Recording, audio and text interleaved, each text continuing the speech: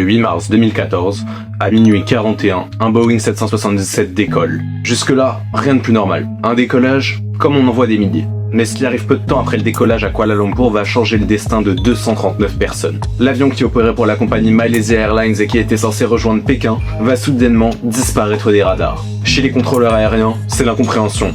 Chez les familles, la panique. Quelques informations supplémentaires sur le vol vont être récupérées au compte-gouttes, mais on ne saura jamais vraiment ce qui est arrivé au 777 ce jour-là. Tout ça alimentera de nombreuses théories plus ou moins crédibles au fur et à mesure de l'avancée de l'enquête. Aujourd'hui, je vous propose de découvrir l'histoire passionnante du vol MH370, aussi appelé la disparition la plus mystérieuse jamais vue depuis l'an 2000.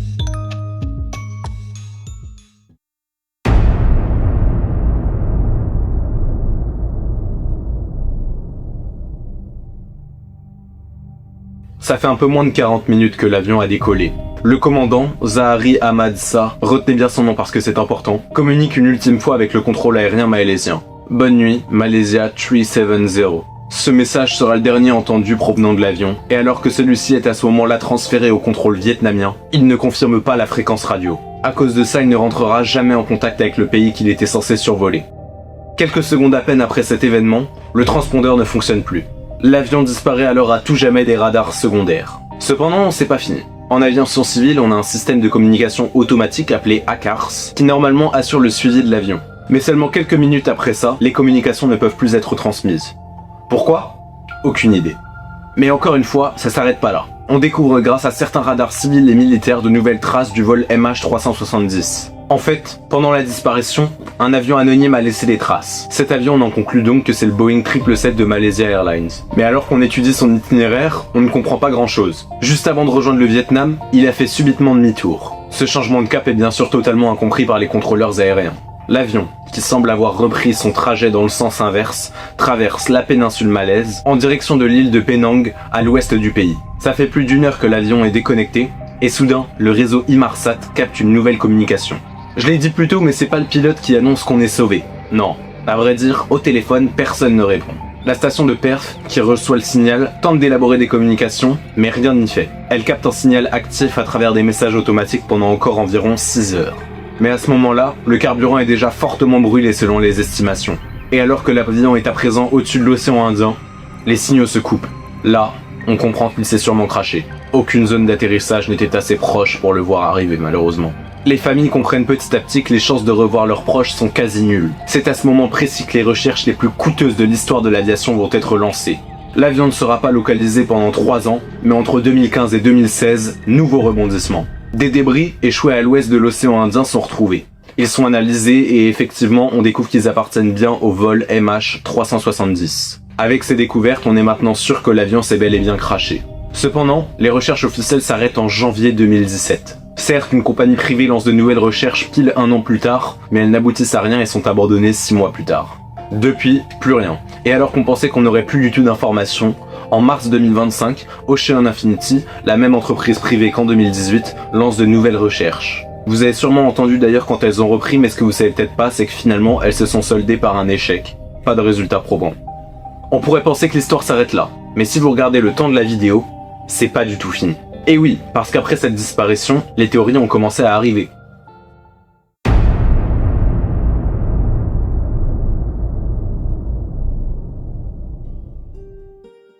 Avant de commencer à les expliquer, n'oubliez pas de vous abonner et liker, ça vous prend 2 secondes et ça me soutient énormément. Donc la première théorie, c'est celle d'un incident technique. En fait, certaines personnes émettent l'hypothèse qu'un incendie se serait déclaré dans le cockpit. Les systèmes de communication auraient alors été brouillés et le personnel asphyxié. Suite à quoi, le pilote automatique aurait pris le relais jusqu'à l'absence de kérosène dans les réservoirs qui aurait entraîné au crash dans l'océan Indien. Cette théorie, je vais pas trop développer, mais elle est soutenue par la présence de batteries inflammables proches des câbles essentiels au fonctionnement de l'avion. Mais cette théorie, elle a quand même un gros défaut, c'est qu'il manque une partie. Même si ça s'est passé comme ça, pourquoi l'avion a subitement effectué un virage aussi anormal? Bref, il y a des éléments qui collent pas. C'est possible techniquement, mais c'est tellement peu probable quand même, qu'à vrai dire on n'en sait rien. On passe à la prochaine théorie qui se déroule également dans le cockpit. Celle-ci, elle prend sa source avec le pilote de l'avion. En fait, ce qui est avancé par certaines personnes, c'est que le pilote aurait voulu faire une opération suite. Cette théorie, elle n'est pas sortie de nulle part parce que le FBI, il a mis la main sur le simulateur du commandant de bord Et ce qu'il a découvert quelques semaines avant l'incident, c'est qu'il avait effectué une simulation qui se terminait en plein milieu de l'océan Indien. Aussi, le profil du pilote est, quand on s'y intéresse, assez particulier. Il est décrit par certaines personnes comme froid, solitaire et assez triste dans sa vie. Cependant, ça reste à nuancer parce que jusqu'à preuve du contraire, on n'a aucune preuve tangible et véritable que cet événement a eu lieu. C'est pour ça qu'on garde cette idée au stade de théorie. Après ça, il y a une théorie avec les États-Unis qui dit qu'ils auraient abattu l'avion par peur d'un attentat suicide sur une de leurs bases militaires avec celui-ci, mais c'est assez peu probable. Enfin, il y a une théorie avec la Russie. En 2014, la Russie est en train d'envahir l'Ukraine.